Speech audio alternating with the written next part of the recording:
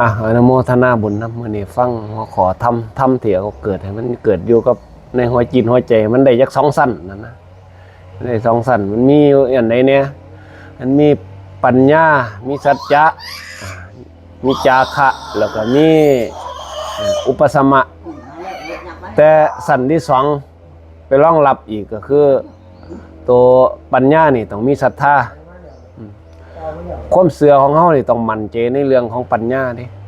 ปัญญาที่เฮาฝึกซ้อมใส่บ่อยๆความเสื่อความมั่นใจพร้อม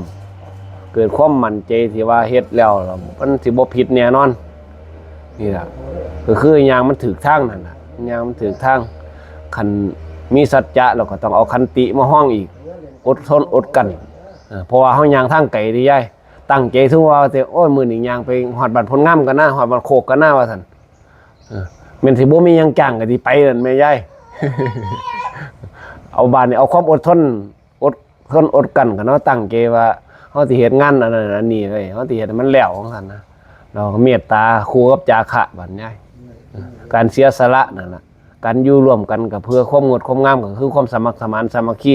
คันเฮาบ่มีการเสียสละบ่มีการแบ่งปันนี่กันเกินเกื้อกูลกันมันบ่เมตตาจอมปลอมก็มี แม่นบ่ยายเฮ็ดให้เพื่อให้เขาได้ย่องอันนั้นอันนี้มันก็บ่ถูกลักนั่นน่ะ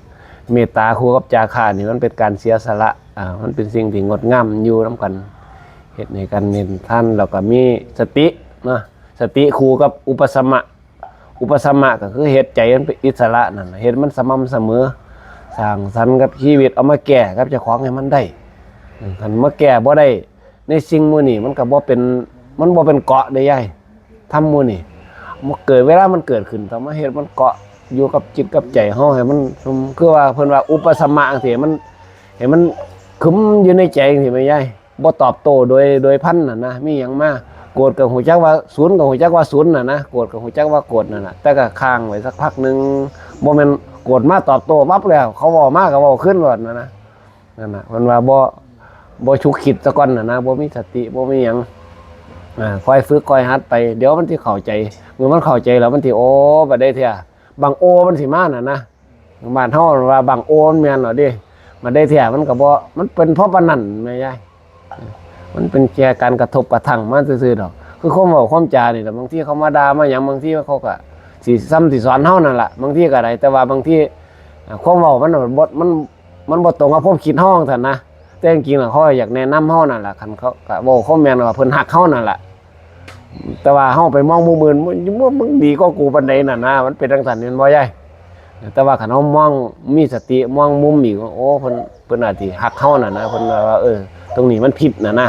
เฮาประเทศแต่น่าถือใจดิส่วนใหญ่เนาะถือใจกับถือธรรมก็ต่างกันบักหลายดิเฮาก็ฝึกเอาเรื่องสติเรื่องปัญญาเรื่องศรัทธาเรื่องปัญญาเรื่องสัจจะคู่กับขันติมากับต่อกับจาคะการเสียสละนี่คู่กับเมตตาเฮ็ดฝึกหัดพัฒนาเพื่อที่การใส่ชีวิตโดยมีสติมีขังพิจารณาอุปสมะนี่คือขังไว้อยู่ในจิตในใจเพื่อให้เรามีสติเมื่อเพื่อให้มันเพาะปัญญาให้มันเกิดให้มันเบาให้มันสบายให้จิตมันเป็นอิสระนั่นน่ะคืออย่างนี้หน่อยๆเนี่ยมันก็กวนจังซี่ล่ะยายก้องแกงจิตเฮากันน่ะบางทีนั่งฟังตั้งใจว่าสิฟังจังซี่มันโดดไปทางไกลพุ่นจักมันไปทางใดน่ะนะนี่น่ะเพิ่นว่าคุมให้มันอยู่บางทีกลุ่มหลายแล้วก็บ่ดีปล่อยหูจักมันเดี๋ยวมันก็ว่างของมันเองหูเรื่องของมันเป็นจังซั่นมันโวยวายก็สร้างมันดอกคือจิตเฮานั่นแล้วบางทีขอโมทนาบุญนำน้ำกวดน้ำรับพรเป็นภาษาบาลีต่อไป